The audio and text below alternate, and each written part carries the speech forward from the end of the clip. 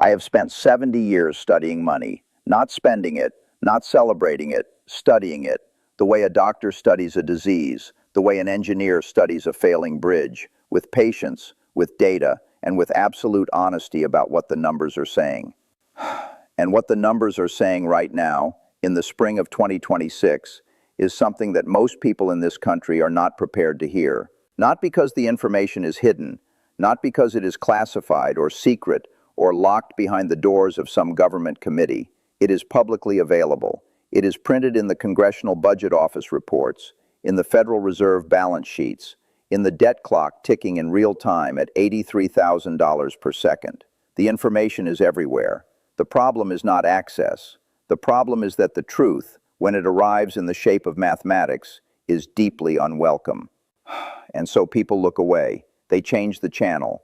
They tell themselves that this time is different, that America is exceptional, that the rules that destroyed every empire before us simply do not apply here. I have heard that before. Every empire that has ever collapsed said something almost identical in the years before it fell. I call this the exceptionalism illusion. And today I want to show you exactly why it is the most dangerous idea in the history of powerful nations. There is a sequence. It is not a theory or an opinion or a political argument. It is a documented, repeatable, seven-stage pattern that has destroyed every global superpower for the last 500 years. Spain followed it. Britain followed it. The Soviet Union followed it. Each one believed they were too powerful, too unique, too structurally dominant to follow the same path to collapse. Each one was wrong. And what should make every thinking person in America deeply uncomfortable is this.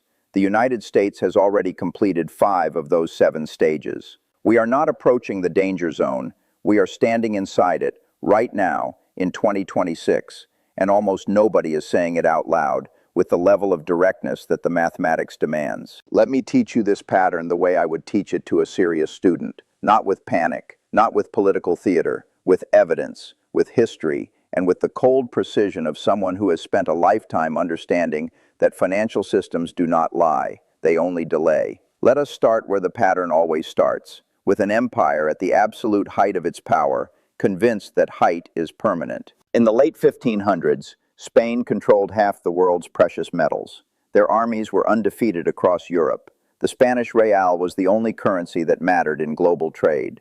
Silver was flooding into Spain at 400 tons per year from the mines of Mexico and Peru, more wealth than any nation had ever possessed. And King Philip II, ruling from 1556 to 1598, did exactly what leaders at the peak of imperial power always do.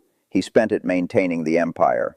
Wars against the Ottoman Empire, wars against Protestant rebels in the Netherlands, wars against England, military campaigns across 4 continents simultaneously. By 1580, more than half of all Spanish government revenue was going directly to military expenditure, and it still was not enough.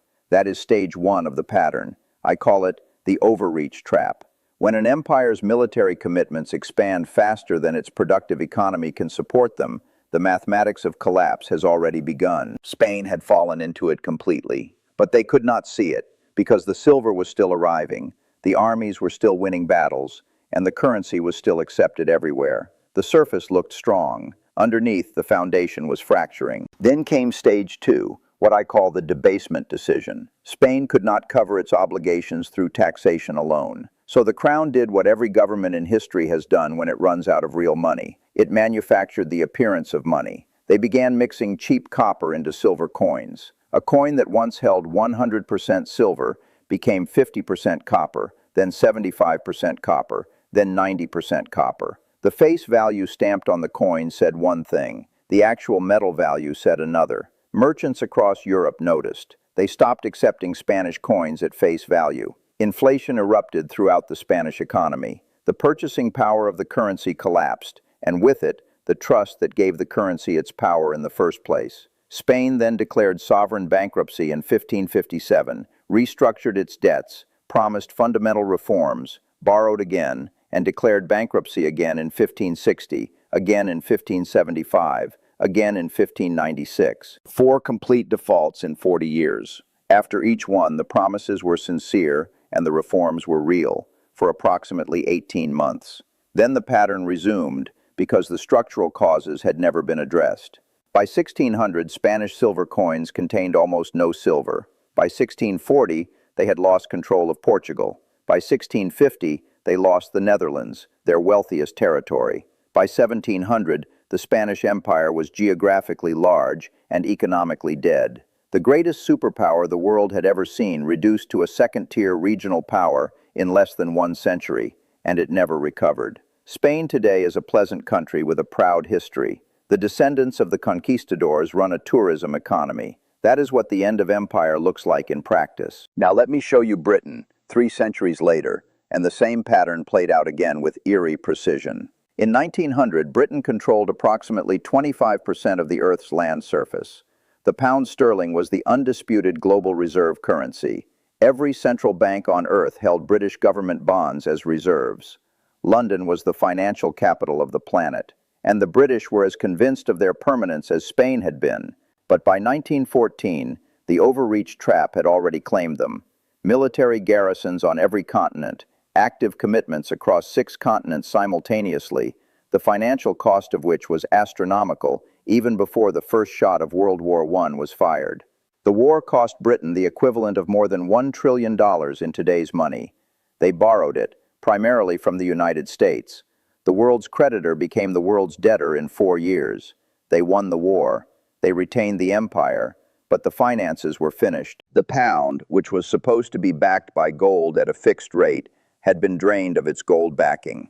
They attempted to return to the gold standard in 1925 at the pre-war rate, which made British exports artificially expensive, killed manufacturing employment, and required punishing interest rates that strangled the domestic economy. By 1931, they abandoned the gold standard entirely. The pound lost 25% of its value overnight. The global reserve currency had publicly confessed it could not keep its promises. World War II arrived before the damage could be repaired, adding another cost equivalent to $120 billion. By 1945, Britain owed more than its entire annual GDP to the United States and Canada. In 1947, they relinquished India, the jewel of the empire, the source of 2 centuries of extracted wealth, gone in a single year. By 1970, the British Empire existed only in history books. The pound, once worth $4.30 in American currency, had collapsed to $1.17 by 1980. Britain became what it remains today, a respected secondary power with a permanent seat on the United Nations Security Council and a special relationship with America, both of which serve primarily as emotional reminders of a greatness that is no longer there. Then came the Soviet Union, and if the previous 2 examples did not convince you that this pattern is real and repeatable and remorseless, the Soviet collapse should, because it happened in living memory. In 1985, the USSR had over 30,000 nuclear warheads, the most powerful conventional military on Earth, satellites in orbit overhead, and client states across 3 continents. They were a superpower in every measurable sense. And yet, by December 26th of 1991, the Soviet Union had ceased to exist entirely, not conquered,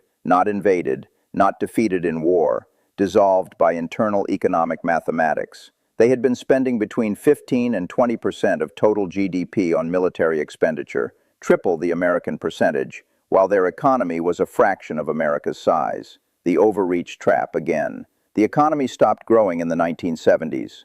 Oil export revenue kept the system barely alive. Factories produced low-quality goods. Farms could not feed the population. The ruble was never a real internationally accepted currency. Soviet citizens themselves preferred American dollars whenever they could obtain them. When oil prices dropped in the mid-1980s and gold reserves began depleting, the system had nothing left. In 1989, the Berlin Wall fell. Eastern Europe left the Soviet sphere within months. Poland, Hungary, Czechoslovakia, Romania, East Germany, all gone in under a year. And 900 days after the wall came down, the Soviet Union itself was gone. A nuclear superpower with the military capacity to end civilization collapsed from nothing more extraordinary than economic mathematics. The pattern had played out for the 3rd time, stage by stage, exactly as it had before. Now I want to talk about the United States of America. And I want you to listen to what follows not as a political statement, not as pessimism, not as an attack on the country I have made my entire life in. I want you to listen to it as mathematics, because mathematics does not have a political party. Mathematics does not respond to patriotism or pride or exceptionalism. Mathematics responds to data, and the data says this. Stage 1, the overreach trap. The United States currently maintains over 750 permanent military bases in more than 80 countries. We have active military personnel deployed in 150 nations. Our annual defense budget in 2026 stands at approximately $895 billion, more than the next 10 countries combined. We are committed to defending Europe through NATO, defending Japan and South Korea and Australia in the Pacific,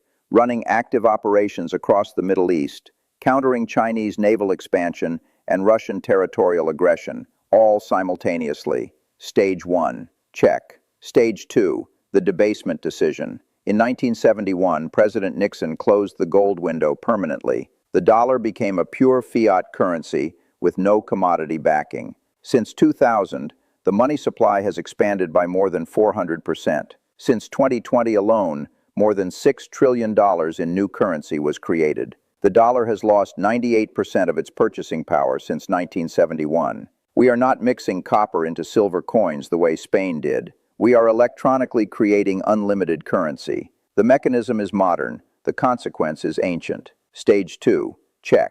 Stage 3, the debt spiral. As of March 2026, the United States national debt stands at $38.86 trillion and is growing at $83,000 per second. Interest payments on that debt are projected to exceed $1 trillion in fiscal year 2026 alone, nearly triple what they were just 6 years ago in 2020. The Congressional Budget Office projects the annual deficit will be $1.9 trillion in 2026 and will climb to $3.1 trillion by 2036.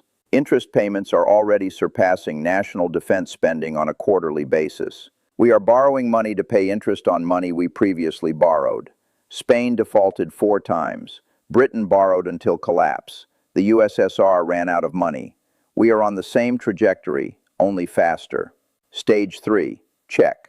Stage 4, loss of productive capacity. America does not manufacture goods at the scale that a superpower requires. We design, we financialize, we consume, but we do not produce. Our manufacturing base has been systematically exported to China, Mexico, Vietnam, and Bangladesh. We import more than $800 billion more than we export every single year. We are dependent on foreign supply chains for pharmaceuticals, electronics, steel, and even critical military components. Just as Spain became nothing more than a pipeline for silver it could not convert into lasting productive wealth, America has become a pipeline for borrowed consumption it cannot sustain indefinitely. Stage 4, check. Stage 5, social fracture. Public trust in American institutions is at the lowest recorded levels in the history of modern polling. Drug overdose deaths exceed 100,000 Americans annually. Fertility rates have fallen below replacement level. Political dysfunction is total. Congress cannot pass budgets, cannot rebuild infrastructure, cannot agree on the most basic questions of national governance without years of paralysis.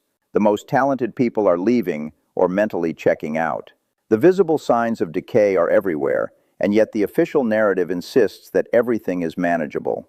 Stage 5, check. We are at stage 5 of 7 stages. The Soviet Union completed stage 5 before its collapse. Britain completed stage 5 before losing the empire. Spain completed stage 5 before the first of 4 bankruptcies. We are not approaching the edge. We are standing on it. Stage 6 is the loss of reserve currency status, the stage where allies stop pretending and begin actively building alternatives. The BRICS nations are already developing parallel financial infrastructure, including settlement systems designed to reduce dollar dependence. Central banks globally are buying gold at record rates. China and Russia are settling bilateral trade in yuan and rubles. In July 2025, Egypt's prime minister publicly confirmed that BRICS member states are increasingly adopting local currency settlements in financial transactions as part of a broader strategy to reduce reliance on foreign currencies. The dollar still dominates global trade today, but the architecture being built around it tells you exactly where Stage 6 is heading. When reserve currency status ends, the dollars that the entire world has been holding come flooding home simultaneously. Inflation does not arrive gradually. It arrives in a single catastrophic wave. Stage 7 needs no elaboration. The Soviet Union went from superpower to dissolved entity in 900 days. Britain lost an entire global empire in under 2 decades. Spain went from the world's dominant power to a regional secondary nation in less than 1 century. When the reserve currency fails, when the debt becomes mathematically impossible to service, when the military cannot be funded at its current scale, the decline does not proceed gently over generations. It accelerates, it compounds, and it ends with a finality that no amount of political optimism can reverse. I am not telling you this because I want you to be afraid. Fear is the response of someone who has no plan. I am telling you this because the most expensive mistake an investor or a citizen can make is to confuse the loudness of official confidence with the strength of actual foundations. Every empire that followed this pattern had official confidence in abundance right up until the moment the foundation gave way. Spain was confident. Britain was confident. The Soviet Union was confident. Confidence is not capital. Confidence is not productive capacity. Confidence is not a balanced budget. It is an emotion. And emotions, no matter how sincerely felt, have never once altered the mathematics of compound debt or the physics of currency collapse. I want you to imagine you are 80 years old. You are sitting somewhere quiet. You cannot rebuild what was lost. You look back at the spring of 2026, when the national debt was growing at $83,000 per second, when interest payments were already surpassing the defense budget quarter by quarter, when BRICS nations were quietly building the architecture of a post-dollar world, when every stage of a pattern that had destroyed 3 previous global superpowers had been completed, one by one, in plain sight. And you ask yourself the only question that matters, not, did I know? Because you knew. The question is, what did I do with what I knew? Did I look away because the truth was too uncomfortable to carry? Did I tell myself it could not happen here because it had never happened here before? Spain said that. Britain said that. The Soviet Union said that. They were all correct, right up until the moment they were catastrophically wrong. The door to the cage is open. It has always been open. The cage in this case is not poverty or circumstance. It is the willful refusal to read the pattern that history has written 500 years of evidence to teach you. The pattern does not care about exceptionalism. It does not negotiate with national pride. It is pure mathematics, and mathematics has never once in the history of human civilization made an exception for a nation that believed it deserved one. You have today. You have right now. The question is not whether the pattern is real. The question is whether you will take it seriously before Stage 6 begins, or whether you will join the long and crowded list of people who understood, too late, that the rules applied to them after all.